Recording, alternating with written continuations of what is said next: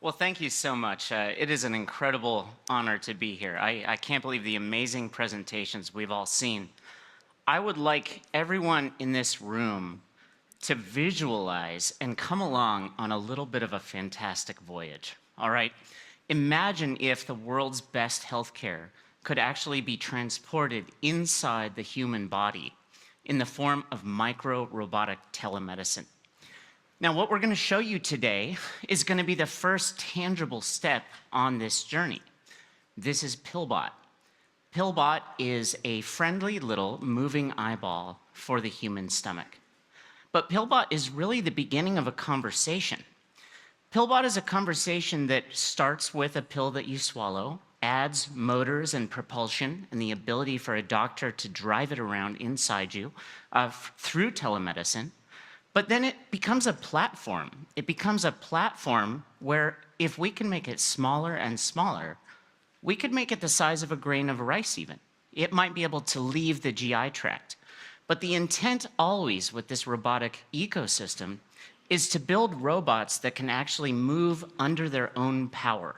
And in this way, we're going to decouple the traditional patient experience from the hospital itself. In other words, we need to lower the barriers and costs that push patients away from healthcare and simply bring healthcare to wherever those patients may be.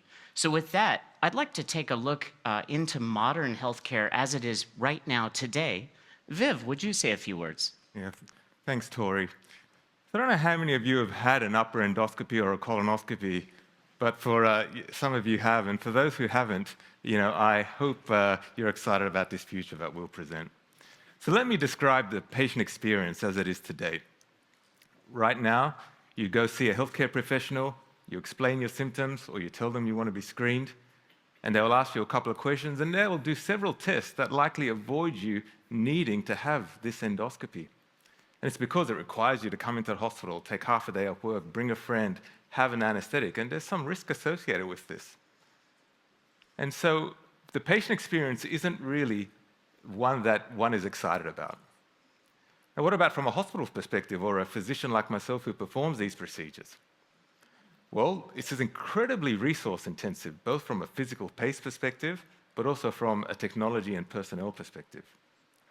Now, right now, a patient will come in, they have to sit in our waiting room, our preparatory nurses need to manage that patient, put an IV line in, they see an anesthesiologist, they're then wheeled in a bed, staring up at the ceiling into the procedure room where there's 3 to 4 people who are ready to manage the equipment and the patient. You have your procedure, and then all the equipment needs to be reprocessed. It's really not ideal. Now, if you think as we look towards 2030, there is a state where there is a projected deficit of 500,000 healthcare workers that are going to be manning these hospitals. And so we're going to have to find other ways of investigating the body without actually coming into a hospital. Hospitals should be for serious and complex illness or for major surgeries. Now, I'm someone who performs very invasive procedures and removes tumors from inside the body using an endoscope, and I'm comfortable doing that. But despite me having done it for over a decade, I'm still very uncomfortable asking a patient to go through this long journey to simply take a look inside the stomach. We need to find better ways of taking a look and making an early diagnosis. And so as we look forward to do that, we have to think about the implications of such capabilities. Now, if we're able to go inside the GI tract, we can manipulate the microbiome, which you already heard about today. We could do targeted drug delivery. We can sort of look towards living longer and healthier lives through longevity interventions. You saw from Peter's avatar this morning that Peter mentioned that the reason why he was healthy for decades ahead was primarily because of micro-robots and nanotechnology. So that's what we need to bring here today. And now to do that, the first step we thought was to show you a passive technology. So this is a device called Flower, which Torrey will swallow, and so we're going to explore inside his stomach.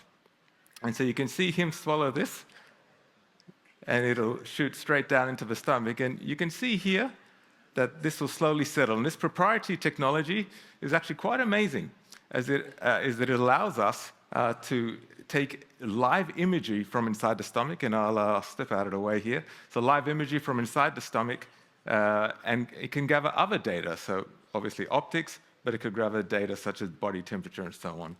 And we need to remember that the stomach's in the center of the human body, and so it has capabilities to extract important data from the heart and other vital organs. Yeah. But this is a passive capsule, and if we really want to explore exciting areas, go and intervene, we need more than that. And so I'll ask Torrey to demonstrate PillBot, where we unlock significantly greater potential. Well, thank you so much for that.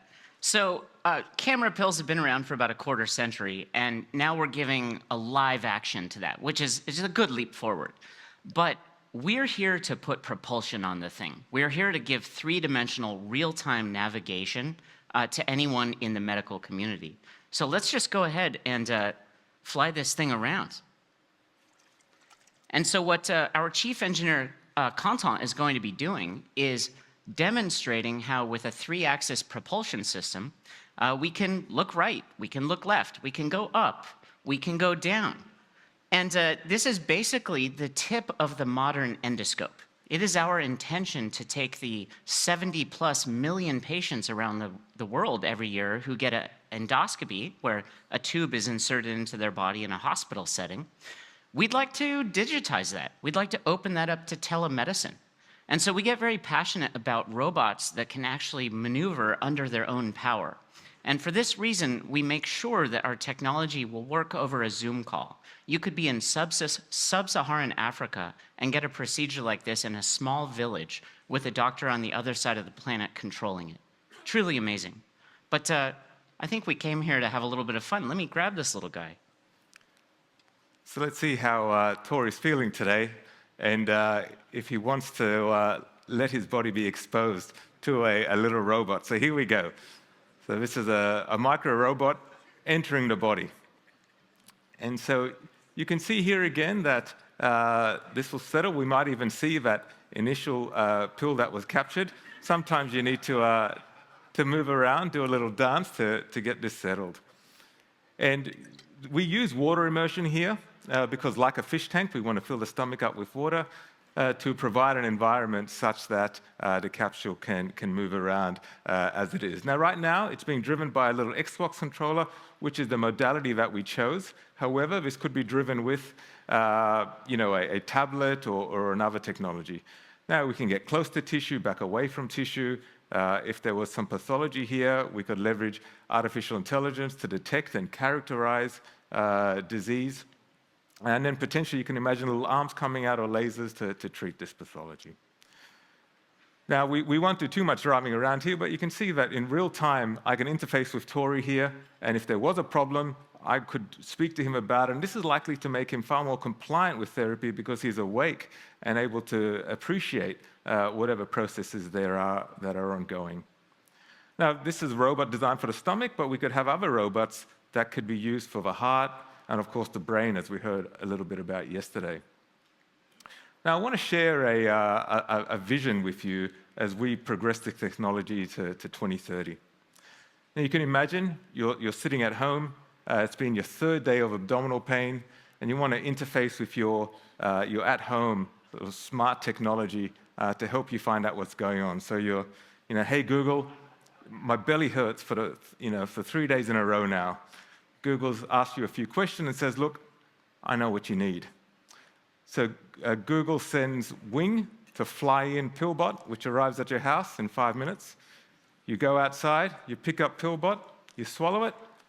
It will autonomously navigate your stomach. That technology exists, of course. And then it'll give you a diagnosis, explain to you what's going wrong, interface with Amazon Pharmacy. It'll send a prescription, and then another PillBot will be delivered by Wing in 2 weeks' time to make sure that whatever illness you had is now treated.